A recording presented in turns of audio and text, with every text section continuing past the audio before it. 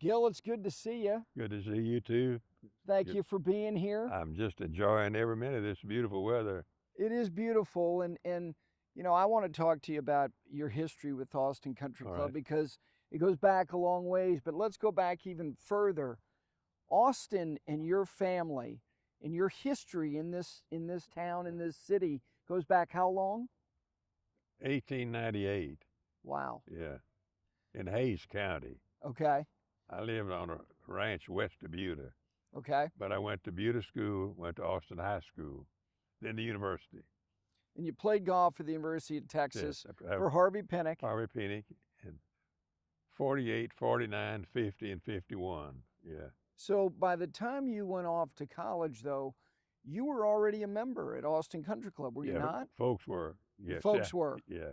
But see, we were first members in 44. Okay. So on Red River. Yes. Yeah. So the club, which has had these three wonderful different sites, and now being here, and you were at both. So I want to talk. I was to at you. all three. You were at all three. Yeah. Starting at Hancock Park. Yes. And then moving over to the Riverside. Yeah. Yeah. Site. Right. And then here in 1984, but 1944, 80 years ago from right now, yeah. Your family became members yes. at this club. How much nourishment and joy did this club give you throughout your life? Oh, it was just wonderful. It's the only place you could get a beer. Of course, I wasn't drinking when I was 15, but it was nice. It was a nice golf course. We had to buy city water, so only the greens were watered, and the tee boxes, the fairways weren't watered. Right. Yeah. There was no back then. You didn't have centerline irrigation. Everything there was very little water put on a golf course. That's right. 75, 80 years That's ago. Right. One of the things, Gil, that I have heard through the years about Harvey, and one of the reasons why he was such an effective teacher and instructor, is that he did not talk about negatives. He didn't talk about things you did wrong. Absolutely. He only wanted to accentuate and talk about things and give you positive reinforcement. Was that your experience? Yes, and with what you got. No, he didn't change anything.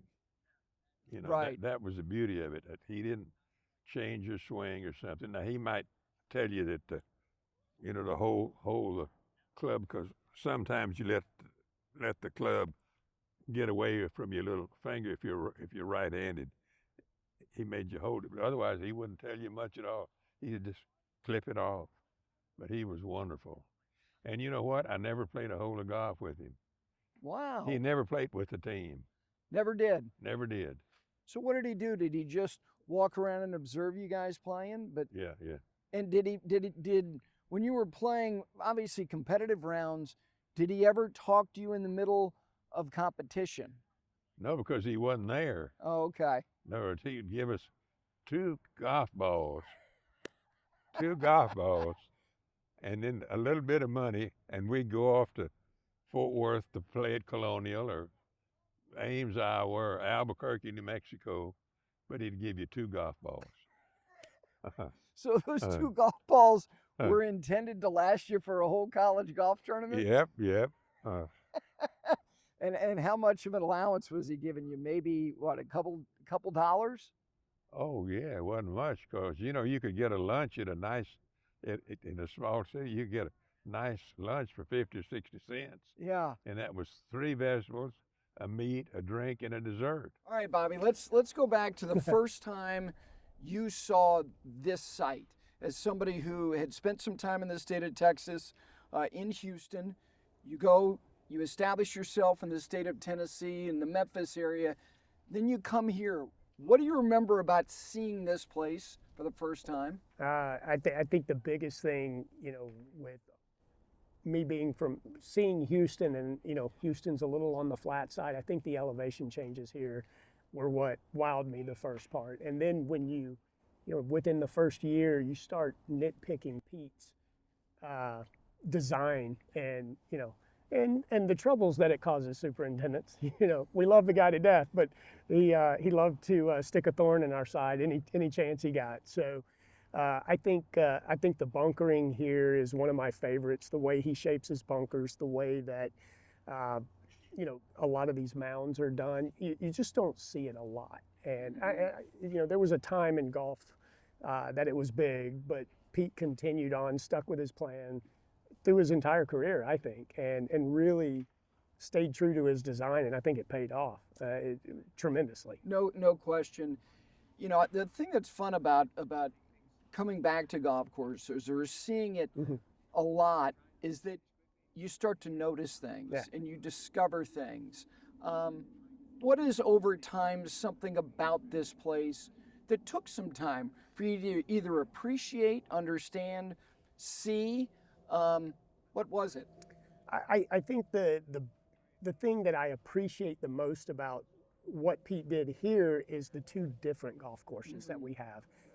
Down below by the river, we've got kind of the river holes, and it's a neat design in its own right. And then you get up into the hills, and it lends more to classic Pete, I think, with a lot of elevation. And I think over time, at first I was a little hesitant about it. I was going, it's different down there. It's all sand down there. We dredged it out of the lake, and so we were managing it first, and over time I've grown to really appreciate it. And I think it's one of the things that makes this golf course unique. Is there's within the 18 holes, there's two central themes, more of a, and dare I say Scottish, but more of an open field down there, not a lot of trees, and then you get up here, tree lined, and I think it creates it really gives to the uniqueness of the golf course.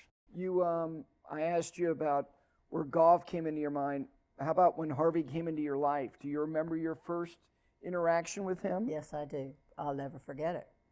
When I decided, he was at the old Austin Country Club years and years ago, and so I knew that I wanted to play because I wanted to play with my husband. So I went to Harvey, and because he was the pro there then, and I asked him if I could take some lessons. And he said, yes, Barbara, but you could only have one teacher at a time. And I think he knew what was happening.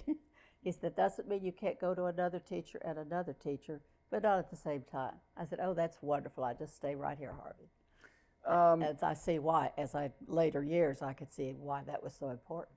He is, there's so many things about him, including his efficiency with words. He was not someone who was going to wear you out with soliloquy or filibustering on one thing or the other. Why do you think his teaching was so effective? I think he helped people mentally as well as physically. He said things, even Tom Kite said he was a psychiatrist before his time because he taught that way. And I'll never forget something when I started playing and or any small tournaments, and he always said, a player that hits it, don't worry about anyone that hits it a lot farther than you do. He said, what determines the score is who gets in that hole first. So it was, he taught you to enjoy golf without the intimidation that everyone feels when they take up golf. Why do you think this place is what it is? I think Harvey set the foundation of the club and what it meant, and the members that moved with it has carried that with them, the foundation that we had always. And so I think that's what meant so much to this club. They still quote Harvey. I mean, they still talk about him, and it's just still a part of it, of the growth of the club. And I think that had to do with Harvey and Tom and Ben and Davis Love, Sandra Palmer, Mark, all those great players have come with history of working with Harvey. And then along came Ben Crenshaw and Tom Kite. Actually, Tom Kite first, and then Ben Crenshaw. They're 2 years apart. And they matriculated all the way to national champions in 1971 and 72 as a team. Ben won the 1971 NCAA. He won the 1972 NCAA, where he tied Tom Kite. Funny story, because they were about to go play it off, and the coach at the time, George Hannon, who had replaced Harvey Penick, said, you know what, I can have one national champion or I can have two. We're not playing this thing off. And so they ended up not playing it off, and you had co-champions in the NCAA that year, Ben Crenshaw and Tom Kite in 1972. And then Ben went on to win it again in 1973. He won 3 years in a row the Fred Haskins Award, which is our complement to the Heisman Trophy. Those two, and there was great golfers before them, but that really was a time frame that ignited Texas golf and Texas golf's history. There had actually been tour winners before that. Rick Massengale won multiple times on the PGA Tour, and there was other players that played for Harvey that had won.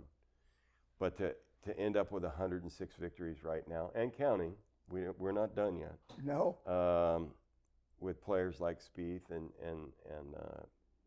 Scheffler, those guys came here for a reason. Both of them fell in love with Austin Country Club.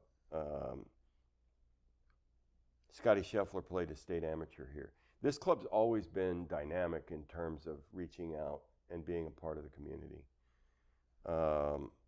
So they've had multiple championships here, not to mention the Dell Championship on the PGA Tour. But this club has always been a friend to the community. It's been a friend to UT Golf, thank God, or we wouldn't be here. I wouldn't be sitting here today if it had not done that. And I count the members, I count the board of directors, I count our head pros that have been here. And what's wild is there's only been 4 head pros. It's beyond extraordinary. It is. And Texas Golf is 98 years old, and there's been 5 coaches. And I'm the 5th. I've been here 28 years. Before me was Jimmy Clayton for about 16 years. Before him, it was George Hannon for about 19 years. Harvey was there for 32 years. I don't know if I'm going to catch him. I'm at 28, and I just signed a 5-year contract, so maybe. And then his brother for 4 years. But that's it. And the lineage for head pros here was Harvey Penick, Tinsley Penick, Dale Morgan, and now CW. And so I'm thrilled for all of those people that were involved in the decision-making process to make sure that this was a historic place. Instruction's an interesting thing in all walks. Like, a lot of people don't want to be told how to do things. They want to kind of try to figure it out on their own. But taking lessons, finding improvement, seeing light in areas that maybe you hadn't seen before. Why do you think that people who are members here, and always have, juniors, men, women, seniors, have been inclined to try to seek improvement from their professional staff here? Why? I think I think Harvey and Tinsley both teed it up for us. I mean, they believed in making, their joy in life really came from making people better at the game of golf. And I think that inspiration that they had in trying to do that, especially Harvey and Tinsley too, rubbed off on all of us. We had another great guy by the name of Jackson Browley, who was a great player and a great teacher, and he was teaching here when I first got here also, and he taught a little bit with Harvey and a little bit with Tinsley. And Jackson was another one who just instilled this learning ability of the game of golf. And I think our membership just really gravitated towards that, and they all wanted to get better. And everybody that came here, whether they worked for Harvey or they worked for Tinsley or they worked for me, always wanted to make sure that everybody understood that teaching came first here. And that's what this place was all about. And I hope that will continue for another 125 years. Really sure. Let me ask you about Tom Kite, because his relationship with this club, it's intimate, it's daily. The presence of somebody who, I don't think people understand that Tom Kite won the Bob Jones Award in 1979. He was not even in the prime of his career yet, but he had distinguished himself in such a way. Inside of a decade of leaving college, He was the Bob Jones Award winner and subsequently went on, Ryder Cup captain, major champion, World Golf Hall of Fame. What is his presence here on a regular basis for decades meant to the foundation of this place? You know, Tom has always loved this club, you know, and not just because Harvey was here, but, you know, his mom and dad, you know, when they moved from Dallas and they joined this club, it became part of their life, and it was part of all their lives. And Tom's mom and dad, you know, were great players and on their own part and played a lot of golf. And so I think Tom always had this feeling that he was always going to be at Austin Country Club. No matter where Austin Country Club ended up or whatever happened, he was going to be here. And so I think, you know, for me personally, when I first met him, there's a little bit of awe there. You know, you're meeting. Sure. First time he asked me to play golf with him, I'm like, oh my gosh, you know, how am I going to be able to handle this? You know, I hope I don't shoot 100 playing with him, right? And I'm so fortunate now to get to play a lot of golf with him and be around him a lot. And, you know, he's like all the rest of us. He believes that the game of golf is more than just a sport, that it's part of life of everybody, and especially at this club. And whether he's out there hitting balls on the range today, which he still does, and he'll stand out there for 4.5 hours and hit balls just like he did when he was grinding on the tour. And he's always working on something. He's always trying to get better. But if someone is hitting balls next to him and they're struggling a little bit, he'll turn to them and he'll give them some tidbit or some little bitty lesson that maybe Harvey told him. And he'll try to make them better. And I think that, to me, Gary, is something that truly is so special about Tom Kite, is that it's not just about him, it's about this club, it's about the membership and the membership getting better. And to this day, anything he can do to try to make that happen, he's going to do it. Yeah. To me, great clubs are great for varying reasons because they're in different places. You know, Los Angeles is different from Austin, as is different from Westchester County, New York. But the great qualities of this club that you said when you got here, I don't want to screw it up. What were those things? What were those things, the tenets, the principles that make this place what it is, that still hold up today? What are they? I think that's a great question. I think Austin Country Club really truly started out as a golf club, and it evolved into a country club over the years.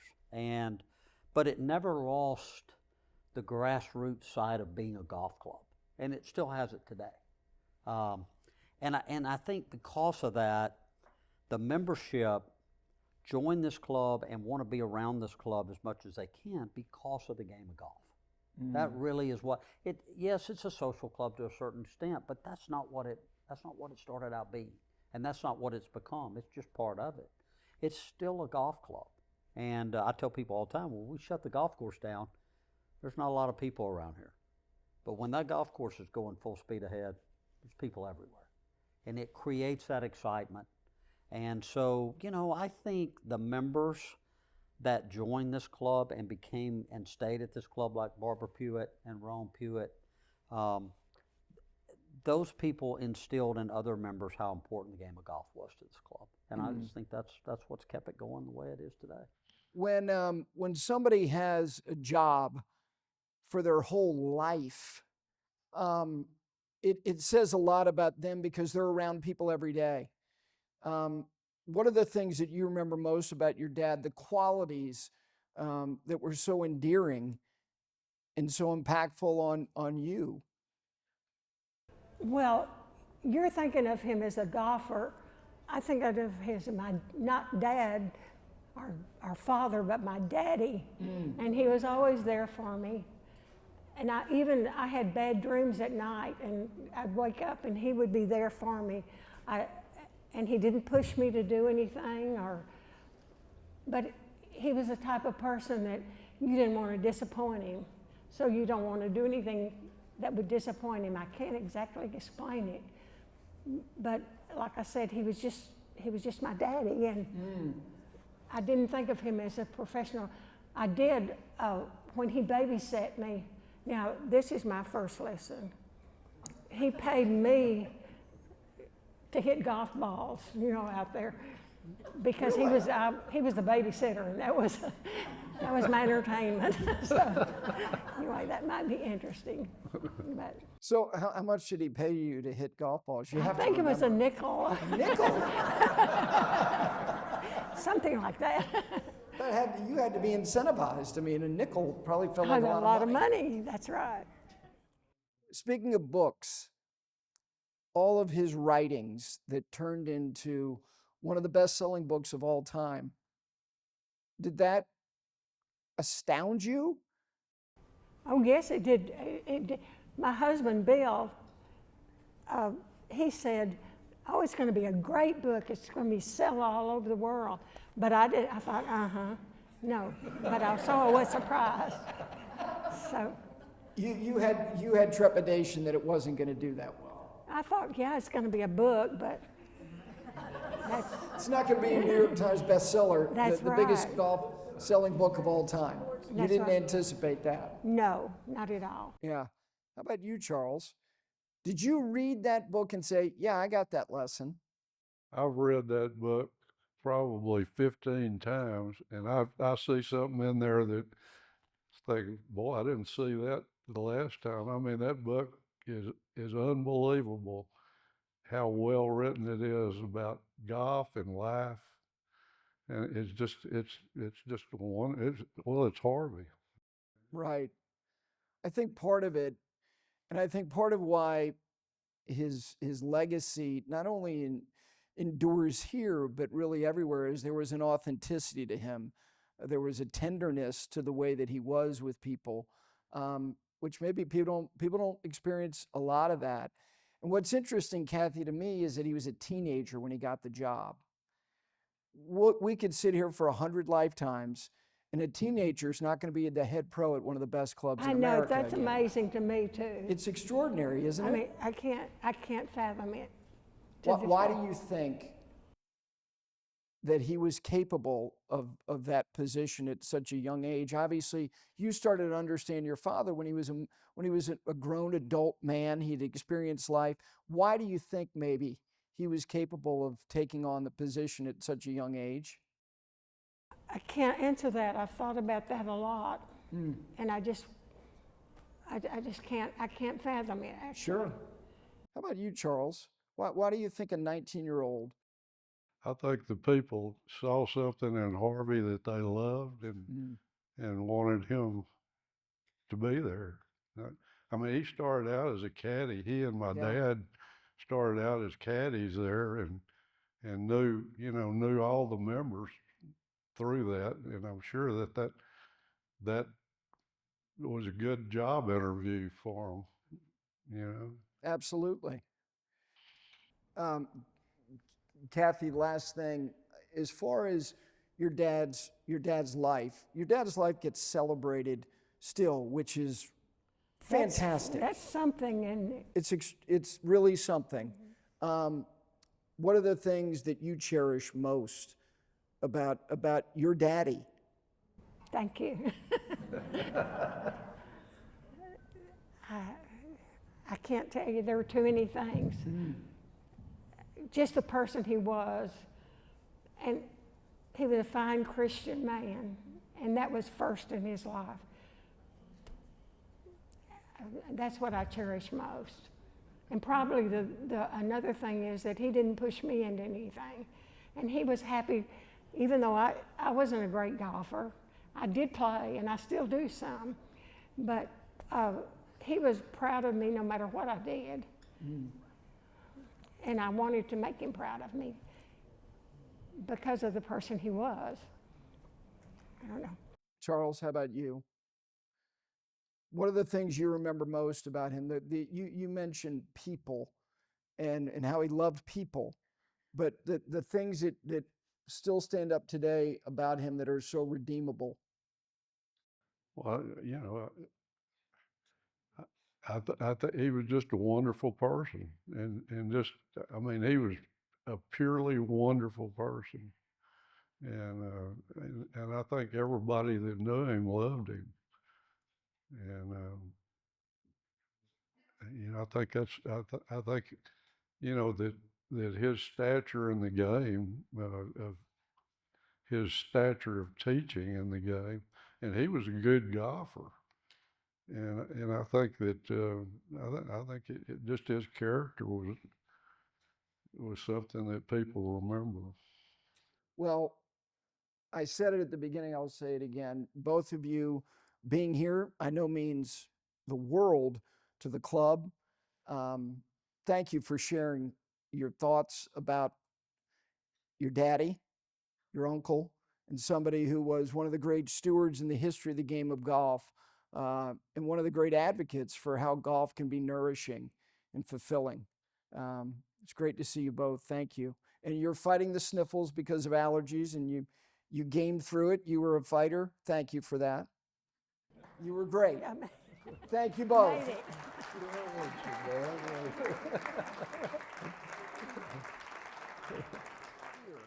Why did you love this place so much, like immediately? I think just ever from my first time, just being up on the driving range, just kind of felt like home to me. It was a place I could just go and beat balls and, you know, have some time to myself. And it just was it was my Disneyland. You know, I didn't need to go. I didn't know all the characters or the rides or anything like that. I just needed just a place to hit golf balls. Seth, you were similar, right? I mean, this place came into your life at a very young age. Yeah. And you were here a lot as a little boy, were you not? No, I think this was kind of where I was babysat. Parents would say, "Hey, Seth, you're going to hang out all day at the club. Just figure it out," you know, which I'm sure was a lot of fun for me. I mean, I think it's funny. My mom was kind of telling me when I was, I guess, 2.5, we lived right across from 14T. And so she said that I'd always look out at that tee and say, "Hey, I want to go whack a ball," you know? So I think that was kind of the first kind of get into it. But yeah, I can't, I mean, the amount of hours I've spent out here, it's a lot. A lot. It's a lot. It's a lot. And I've got to be careful with this because the framing is kind of fragile. But this is you. Yeah. With Harvey Penick. Yeah. That's this a is moment. as sweet and as tender a photograph as you will ever see of somebody who he probably doesn't know it at the time is going to make golf a big part of his life. Yeah. With someone who was a beacon of light in this game. Do you have any recollection? I don't mean of this photo, but of him? I do a little bit. I mean, I think the memories and hearing it from my parents and the people around me, just how special that moment was. I mean, we lived, you know, I guess walking distance from his house. And so he could easily have just cruised by our house and gone to the club, but he took the time to stop, let me, you know, jump on his golf cart. I think I was 2-3 years old at that point. And so thinking back on it, it's such a cool memory and moment that I was able to have, you know. Bentley, you know, you go from wanting to just fill divots to then starting to play golf and getting better. How much did this environment make you a better player? A lot. Like I think Matthew said, and Seth, this became almost like a second home to me. I got dropped off after school and spent countless hours out here. And I got to practice and play games with people like Matthew and my brother and people my age. And it was a blast. Everybody pushed me. And I would say every single one of us we were good golfers. So we all pushed each other, and that was really influential on me to become, you know, who I am today and the golfer I am today. A lot of people have said to me, you need to ask these two, and it's important that we start at the beginning because really in the history of golf, if you think about it, there have not been two people who truly grew up playing golf together that, and I use with these two guys the comparison of Affirmed and Aladar in 1978. Now, Affirmed won every race. In this case, it was Affirmed would win a race, then Aladar would win a race. They were in photo finishes in all three of the stakes races in 1978. The fact is, these two gentlemen sitting up here tonight, who were junior golfers at this club, had two of the most distinguished careers in the history of golf, not just playing, both being the recipients of the Bob Jones Award, both being Ryder Cup captains in the fact that one succeeded the next, that two kids who met, I believe, in the parking lot of the Austin Country Club would simultaneously embark on two journeys in this game as distinguishable as anybody is a remarkable thing, and here they sit.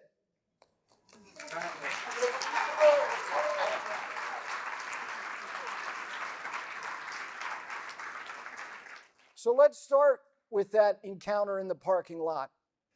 Now, it's my understanding that Ben and Charlie, you and your brother, had maybe played 9 holes and you were making the turn, and there was a kid who just moved from Dallas, who, from my understanding, had a new bag, who was wearing slacks and it was like 105 degrees, looked like a tour player, and he was 12 years old. Was that Tom Kite, Ben?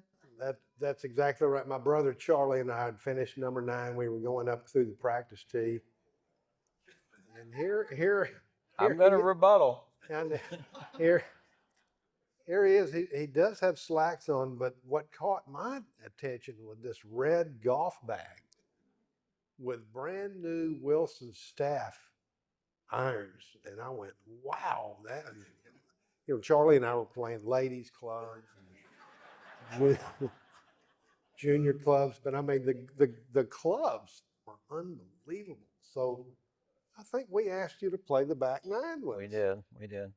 So we're on number 10 tee at the old club right by the road. And, Tom, he says, these are men's length clubs. We're all kind of small. So he took a swing at it, and it didn't go so well, but Oh, it went Charlie way worse and I than looked that. at each other and said, well, those are men's clubs. Tom, is there anything about the story that you would like to ratify or amend? Well, Ben said it didn't go too good. No, it didn't go nearly that well. I mean, it was way worse than that. As he said, I had this new set. I had played they have a wonderful junior tournament up in Wichita Falls, and I had gone up there, and I had at the time I had a ladies set of clubs, and of course this is the Texas-Oklahoma Junior, and they just have 1,000 kids that play in the tournament every year, and my clubs were stolen. Went in, finished my round, went in to have lunch, come back. I thought the kids were all playing jokes on me, hiding my clubs, but turns out they were stolen. And so right before we moved down here, when I was 12 years old, Mom and Dad decided to get me a set of clubs. And as Ben said, we were small, and the clubs were a little too big, and the club got to the ground a little quicker than I wanted it to. And I took the most beautiful divot right behind the ball. The club bounced right over the ball, and the ball was just sitting right there, man. Never moved. And I looked up, and it's like, oh, Lordy, this is not going to be good. And Ben and Charlie both just went, kind of like, oh. And we asked this kid to come join our group, and fortunately it got a little better after that. But yeah, it was a rough beginning. But it improved rapidly, and yeah. It is kind of rare that you had two golfers that have done a few good things, but I always knew if I could get close to Tom and compete with him, competition is always the best. Are y'all buying that, really? I didn't buy that BS when we were 13 years old. I'm sure not buying it right now. No, I'll say this too. I'll say this too. I'm thinking about this before I came. This man here has probably, this is a conservative guess, has probably hit 1 million more balls than I have. And I'm not kidding. On that note, Tom, we're sorry we had to close the range today for the Ferris wheel. Exactly. I was a little ticked off about that. Of all the things you hear from Ben tonight, most of them are not going to be true, but that one might be true. I know it is. That might be the truth. I was thinking about it. Yeah. You guys have mentioned people that have been a part of your life, the people in this room that you have played golf with since you were pre-teenage years. And a lot of that is fostered in a club environment. And getting advocacy from a teacher, from an instructor like Harvey was. He was a steward in your life. Ben, in the absence of that, you're not sitting here. You haven't had the life that you've had. Why is it so important that cultures and environments like this, you build some of the best golf courses around the world, but the golf courses are only great as the culture that exists around it.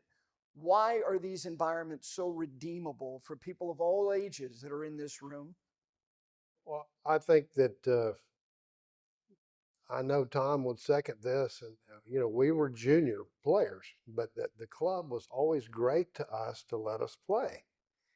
I mean, there's a lot of clubs around the country that are pretty restrictive for juniors, but they saw the Harvey and Board of Governors always saw to it that we would play and compete, but we felt like we weren't getting in the way, and they encouraged, so that's something that you learn at a young age, and you hope that spreads wherever you go, and you see it and you observe it around the country. But once again, you go back to competition, because Harvey knew that competition at a young age will help you learn and help you strive to compete. Harvey's book was so filled with so much goodness. Young players, he said it was always very difficult to start by yourself. Always find a buddy to play with. That's so important, because you learn together. And I know I talked to somebody tonight who was 8 years old.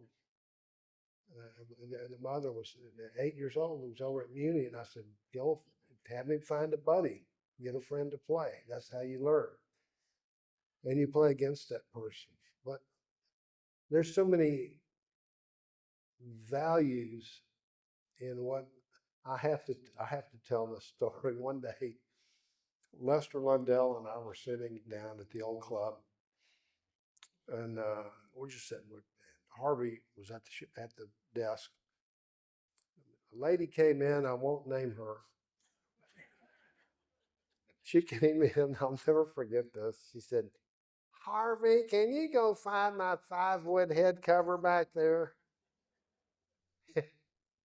Harvey got up and went back in the bag and came back and gave it to her. She left.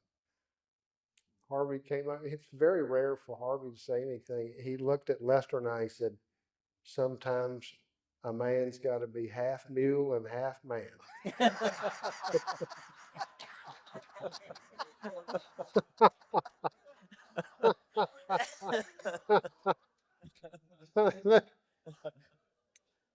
But his service to this club is beyond parallel, at the old club and here.